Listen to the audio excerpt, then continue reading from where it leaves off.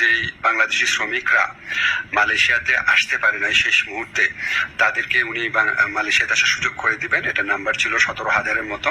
তো এটার ভিত্তিতে আমরা অনেক আলোচনা করেছি। তো তারা বলেছে তারা ব্যাচ ওয়াইজ নিবে। তো প্রথম ব্যাচ হিসাবে 7,926 জনের তালিকা ওনারা চূড়ান্ত করেছেন এবং এটা খুব অল্প সময়ের মধ্যে ওনাদেরকে মালয়েশিয়াতে কাজ করার সুযোগ দেওয়া যাবে। এই প্রক্রিয়া শুরু করে দিয়েছেন।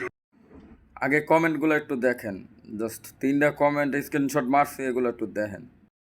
কাজ যে দিব, এটা কি আপনি দিবেন কাজ? আপনার কি কোম্পানি আছে 2-3টা মালয়েশিয়াতে? কে দিব কাজ? কে শুরু করছে এই কার্যক্রম? কে শুরু করছে? আপনি দিবেন? আপনার আছে কোম্পানি 2-4টা? এই দেশে মানুষের কি ঠেকা যে আপনার লোক আইন না হেরা কাজ দিব? হ্যাঁ, টিয়া টিয়া খাওয়ার লেগে এরম করতেছে কাজ করতে। মালয়েশিয়া কাজই তো নাই, কাজ দিব করতে। তো কথা হইলো এখন আপনার মালয়েশিয়াতে যারা আছে পুরান লোক, তারপর 2022 সালে 23 সালে যারা ঢুকছে, এদেরই ঠিকমতো কাজ নাই। তো এখন যদি এত লোক আসে, এই লোকগুলারে কাজ দিবে করতে। এখন যদি এইটা না করে যদি এই দেশের লেগে ভিসাটা ছাড়তো, পারমিটটা ছাড়তো, ঠিক আছে, তাইলে যারা 22 সালে 23 সালে আইয়া অনেক লোক কাজ কাম পায় না, অবৈধ হয়ে গেছে, এরা কিন্তু বিষয়টা করতে পারতো। এখন মোটামুটি হেগুলো গিয়ে একটু কাজ কাম পাওয়া ধরছে। এখন আবার এই পাইনটা মনে করেন মারবে। এখন মালয়েশিয়া আইছে, ঠিক আছে, এর কে ইনভাইট করে আনছে আল্লাহ জানে, আর এই ভালো জানে। এখন মনে করেন পাইনটি মারিয়ে দেবে, যেটু বাকি আসলো এই পাইনটু হে মারবো। পাইন মারার লেগে মূলত হে বাংলাদেশ দাইছে, কারণ বাংলাদেশের কামি হয়েছে যত লোকজন আইব এক এক কান্ট্রিতে যাইব আর এরকম মনে করেন যে পাইন মেরে দিব, ঠিক আছে। তো এখন বিষয়টা হইলো যারা আছে এই জায়গায় হেগোই ঠিক মতো কাম কাজ নাই, আর এই যে নতুন লোকগুলো আইব এগো কাজ দিব করতে। এরা এই যে বাড়িঘর বেচছে কিনে আইব, জায়গা জমিন বেচছে কিনে আইব মালয়েশিয়া আইয়া এরপর যখন বইয়ে থাকবো তখন বুঝবো যে কত দানে কত চাউল। আর যারা আগে মূলত করছে, ধরেন অ্যাপ্লাই করে থুই দিয়েছে, এই লোকগুলো আইতে পারে নাই। ওই লোকগুলো তো এখন আনার দরকার নাই। আরও 1 বছর যাইতে তারপর আনতো, আরও 2 বছর যাইতে তারপর আনতো। কারণ ওই লোকগুলোর এখন যে আছে একটা কাজকাম করতেছে, বাংলাদেশে করে খাইতেছে, এরা কিন্তু মালয়েশিয়া তাইলে টোটালি বইয়ে খাবে, বাড়িতে টাহাইনে খাওয়া লাগবে গো। কারণ মালয়েশিয়া কোনো কাজকাম নাই। যারা আছে এরাই ঠিক মতন কাজকাম করতে পারে না, খাইতে পারতেছে না। আবার কেউ মনে করেন এই মালয়েশিয়া বর্তমানে পুলিশে অনেক দৌড়ি জাফাজাফি, যারা অবৈধ আছে হ্যাঁ তো লড়াইয়া ধরতে আছে, এই করতেছে সেই করতেছে, ঠিক আছে নি। তো এর ভিতরে যদি এই লোকগুলো আইলে এগো কাজ করতে হইবে। এরা কি করবে? আর পুরান লোক যারা আছে, ধরেন 22 সাল 23 সালে আইছে, এক অবস্থাটা কী হইবে? এরা ঠিকমতো এখন অনেকে না, কেউ দেনা দিতে পারে নাই। যারা 22 সালে 23 সালে আইছে, এরা কেউ ঠিকমতো চালান উড়াইতে পারে নাই কামাই করে।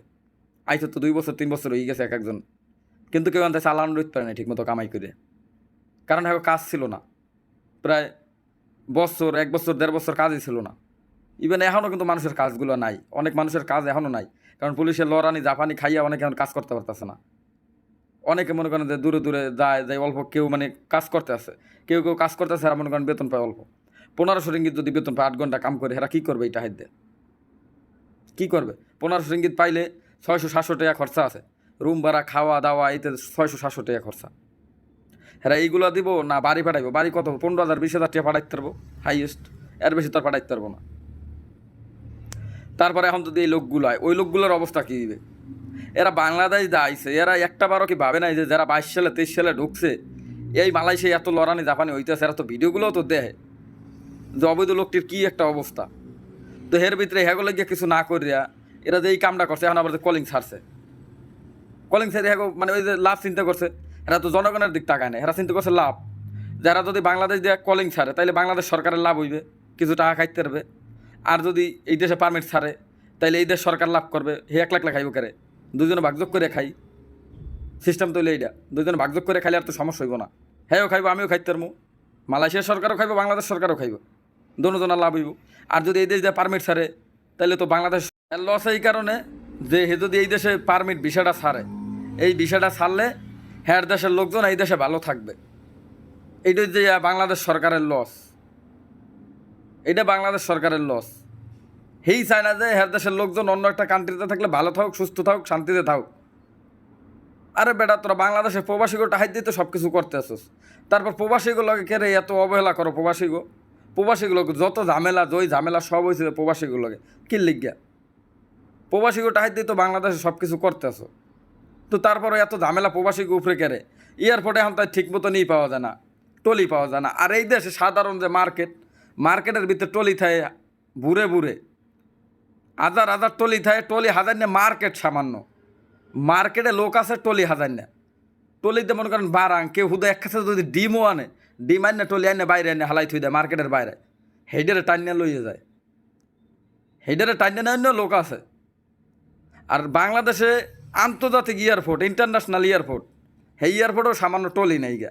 দুঃখ কই রাখবে প্রবাসীরা, এই দুঃখগুলো কই রাখবে, রাহন্য জাগা কই, এরা যার লাগে কইবে, যার লাগে কইবে হি তোর নাই, ঠিক নাই, তা কার লাগে কইব, কথাগুলো কইব কার লাগে, যার লাগে কইবে হি আইয়ে বাস দেব। আজকে একজন আল্লাহ কইছে কাইল হে মালয়েশিয়া আইব, আই হে বাস দেওয়া শুরু করে দিবে, কইব কার লাগে, আমরা কার লাগে কথা কই শান্তি পাবো? আমাকে তো শান্তি নেই, আমাকে তো শান্তির মায় মরে গেছে, প্রবাসীকে কোনো শান্তি নেই তো। আন্দোলন করে দেশ স্বাধীন করছে, দেশের উল্টা ফুটকি মেরে থুয়ে দিয়েছে, এটা তো দেশ স্বাধীন কয় না। মালয়েশিয়ার এই মুহূর্তে যেই একটা অবস্থা, এই ভিডিওগুলোকে এরা দেখে না বাংলাদেশ সরকার বা এই যে যারা নেতাকর্মী আছে যে আইছে মালয়েশিয়া, আসিফ নজরুল যে আইছে কি দেখে না মালয়েশিয়াটার কি অবস্থা? এতদিন কি হে আইয়া এরকম একটা সিদ্ধান্ত কিভাবে সে নিতে পারে? জনগণের দ্বারা কিছু না জিগেইয়া, জনগণের লাগে আলাপ আলোচনা না করিয়া, ভিডিও না করে দেয়া, হে ঠাস করে এরকম একটা সিদ্ধান্ত কিভাবে নেয়? তারা এই অধিকার কেটা দেছে?